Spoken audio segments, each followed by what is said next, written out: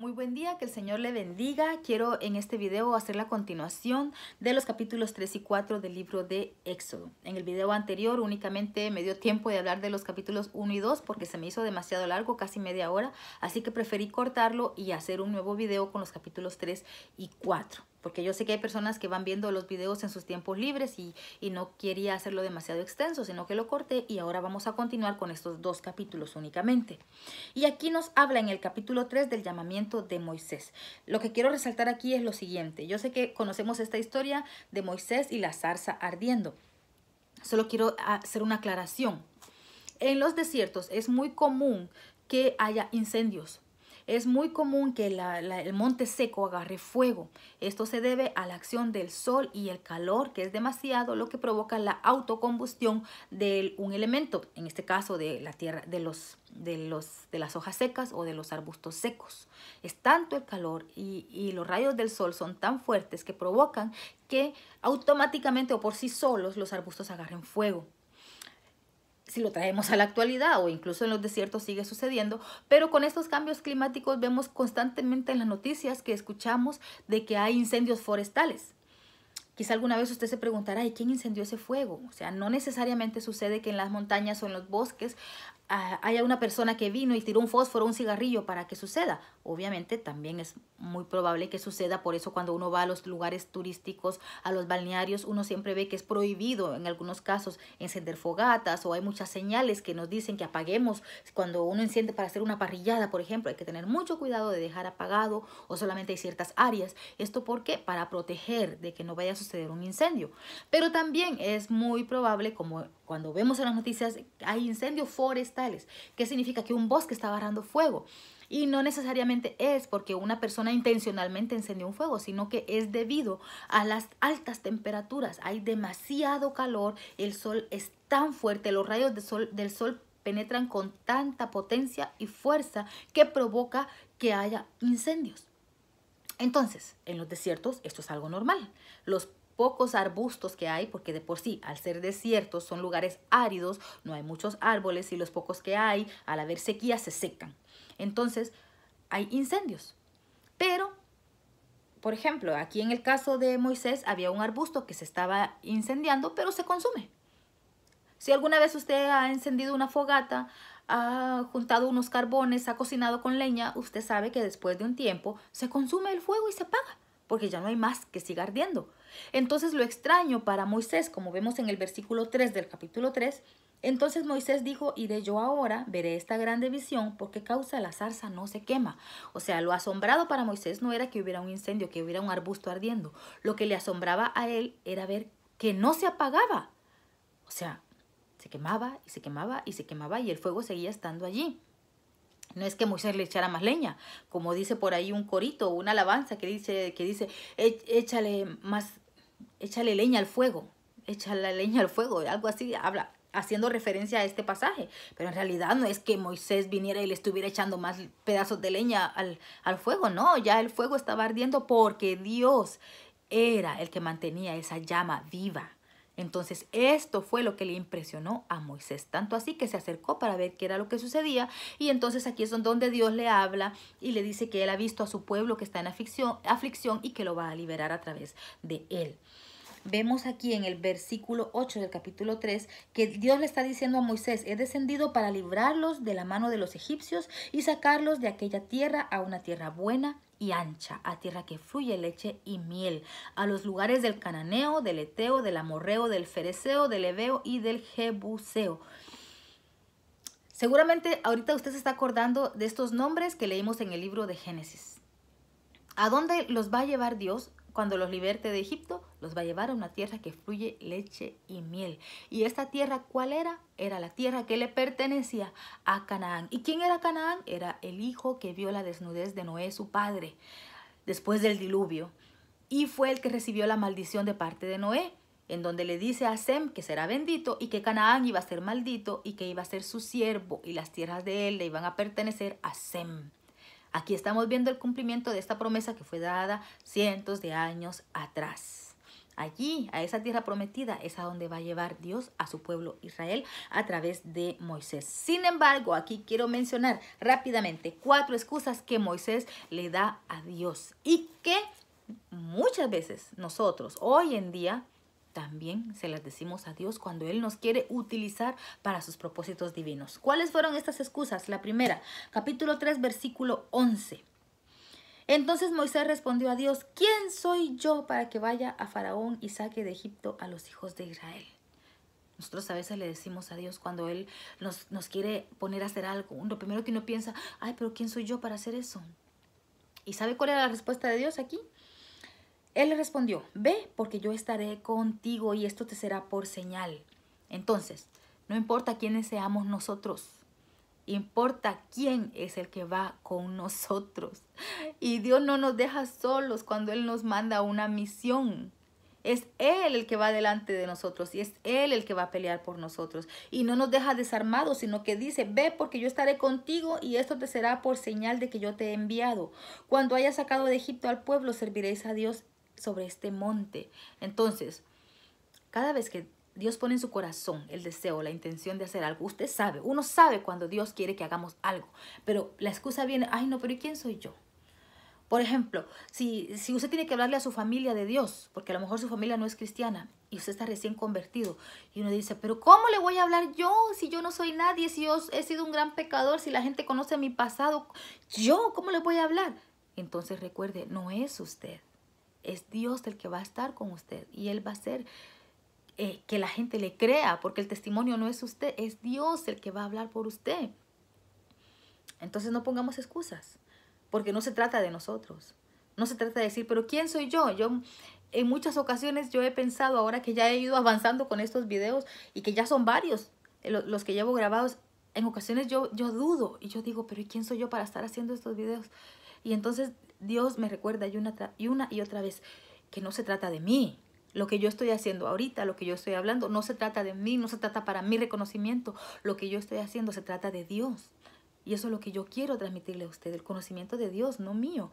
Pero la duda siempre está con nosotros en cualquier cosa que Dios nos manda a hacer. Se trata de Dios. Él es el que está con nosotros. La segunda excusa, capítulo 4, versículo 1.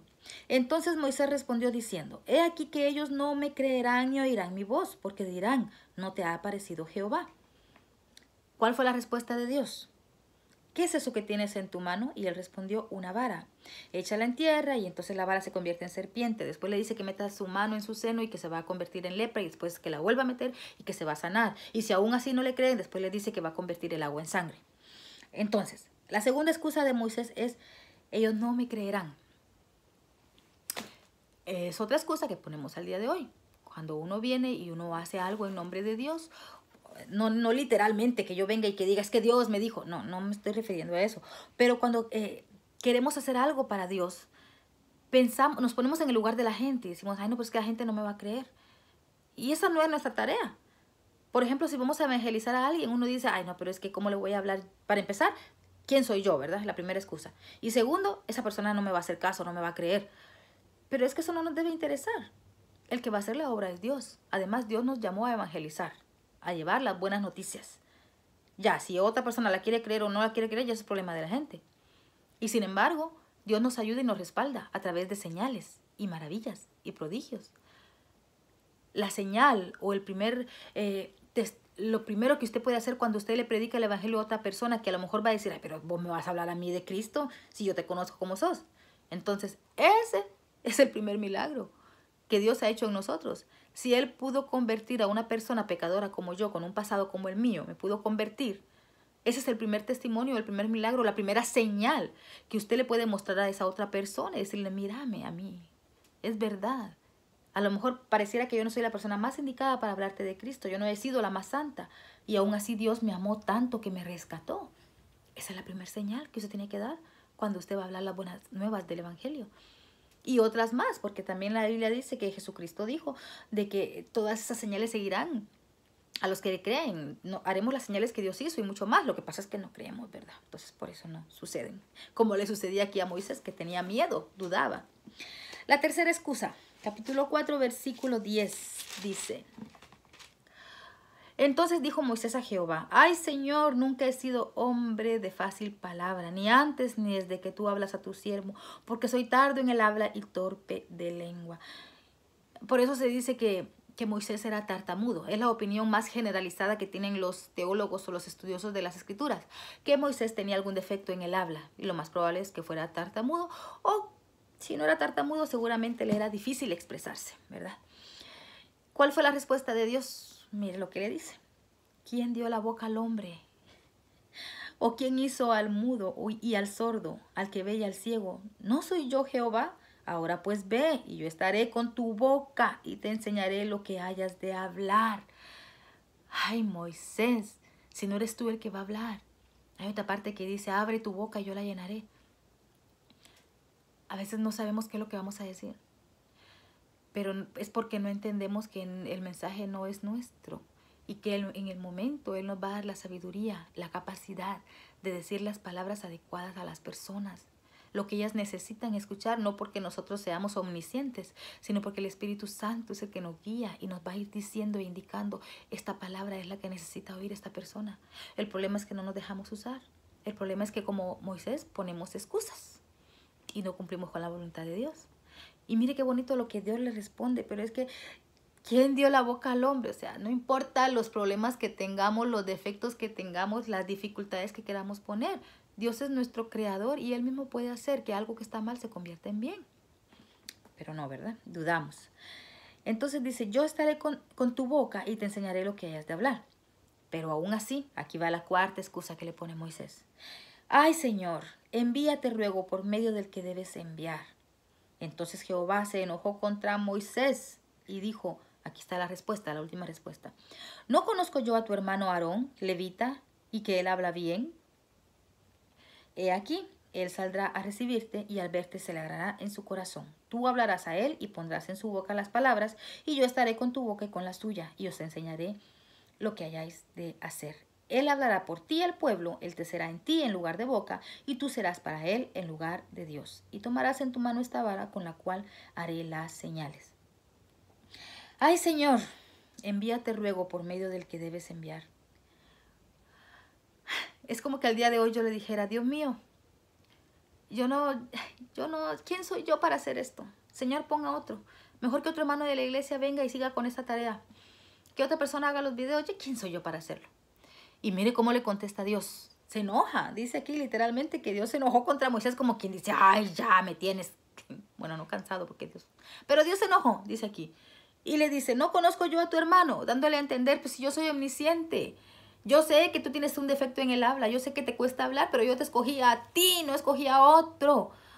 Aquí le menciona: no conozco yo a tu hermano levita y que sabe hablar muy bien, dándole a entender que conocía al hermano de Moisés, que se llamaba Aarón. Lo conocía, sabía quién era él. Y por lo que dice aquí, ya sabía que Aarón tenía facilidad de palabra, se podía expresar. O sea, era de esas personas que hablan y hablan con facilidad, así como yo, que a veces hablo hasta por los codos.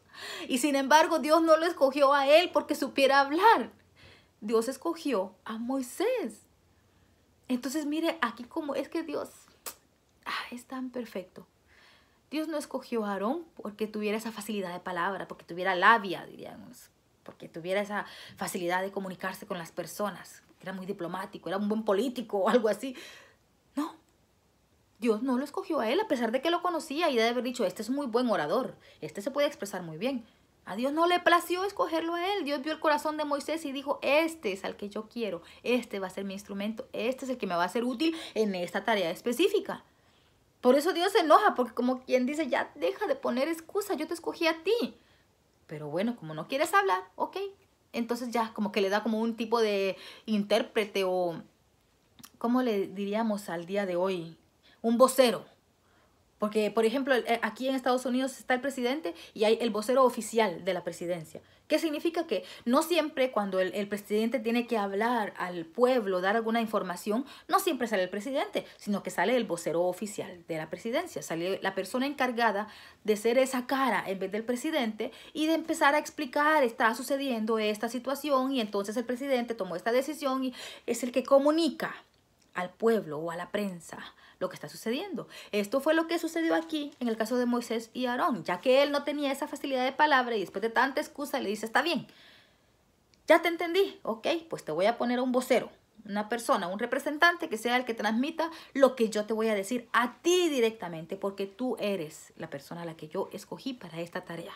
Y Aarón va a ser nada más el vocero, el que se va a encargar de transmitir la información al resto del pueblo.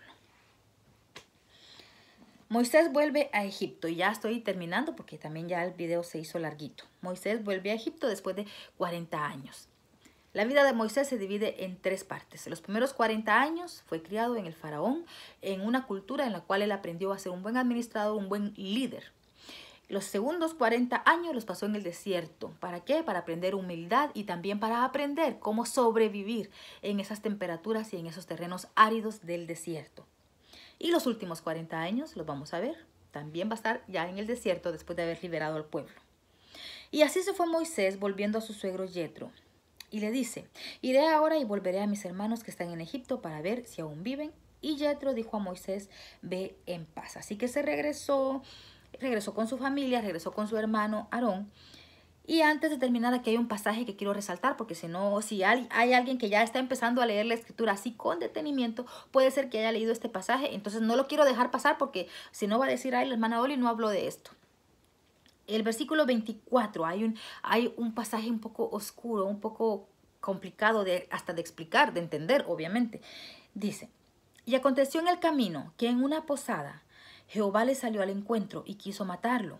Entonces Séfora tomó un pedernal afilado y cortó el prepucio de su hijo y lo echó a sus pies diciendo, a la verdad tú me eres un esposo de sangre.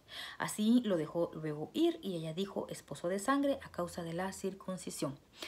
Para hacer en resumen, porque quiero ser breve en esta parte, yo sé que aquí puede haber un estudio profundo, pero quiero hacérselo, lo quise mencionar para dejar como una aclaración por si alguien se tomó el tiempo de analizar esta parte. ¿Cómo es posible que Dios quisiera matar a Abraham después de que, cómo es que Dios quería matar a Moisés después de haberlo escogido para una tarea tan importante? Entonces aquí la explicación más lógica o más corta, o la que yo considero después de haber también estudiado sobre esto, es, según lo que yo aprendí, que en realidad aquí Dios al que iba a matar no era a Moisés, sino al hijo que había tenido con su esposa Séfora. ¿Por qué? Porque como les mencioné, creo que en el video anterior, el suegro de Moisés, Reuel o Yetro, como le quieran llamar, era sacerdote de Madián, pero no era sacerdote del Dios verdadero. O sea que él adoraba a dioses paganos. Era sacerdote de cualquier otra religión, pero no era de la religión verdadera. ¿Por qué? Aquí eso se está comprobando. Porque resulta que el hijo que tuvo Moisés con su esposa Séfora no estaba circuncidado. ¿Y esto qué significa? Si recordamos en el Génesis, Dios le dice a Abraham que el pacto o la señal del pacto de que ellos iban a ser el pueblo de Dios era que todo varón tenía que ser circuncidado, que le tenían que cortar el prepucio a los primeros días de nacido, a los primeros 8 días creo que era. Había que cortarle el prepucio.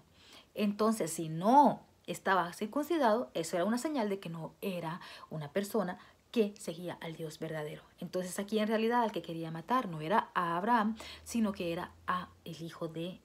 otra vez Abraham. No era a Moisés al que quería matar, sino que era al hijo de Moisés. Por eso aquí da la explicación y la conclusión de que Séfora tomó un pedernal afilado, o sea, una piedra afilada, un cuchillo, y le cortó el prepucio a su hijo y lo echó a sus pies. Y entonces, ¿esto para qué? Aquí entonces significaba de que también la esposa de Abraham estaba como que siendo sumisa y obedeciendo el mandato que correspondía a Moisés de circuncidar a su hijo. Entonces, esa es la explicación para este pasaje. Si usted no lo había tomado en cuenta, vuelva a leer lo que está escrito en el versículo 24 al 26 del capítulo 4 del Éxodo. Y seguimos avanzando hasta terminar el capítulo 4, donde dice en el versículo 30, y habló Aarón acerca de todas las cosas que Jehová había dicho a Moisés. Recuerde que Aarón se convirtió en el vocero de Moisés. E hizo las señales delante de los ojos del pueblo, y el pueblo creyó. Esto es lo más importante. El pueblo creyó a esas señales. El pueblo le creyó a Moisés. Y oyendo que Jehová había visitado a los hijos de Israel y que había visto su aflicción, se inclinaron y adoraron. Conclusión. Después de que hemos creído en el Dios verdadero, nos debemos de inclinar y adorar. Esto como muestra de sumisión. de que estamos dispuestos a entregarle a Él nuestra vida. Cuando uno se inclina, cuando uno adora, cuando uno levanta las manos, son señales físicas de rendición, pero también son señales simbólicas de que espiritualmente estamos rendidos a Él y que estamos dispuestos a hacer su voluntad. Que el Señor le bendiga y que tenga un excelente día. Recordemos, sigamos leyendo las Escrituras porque en ellas hay vida eterna.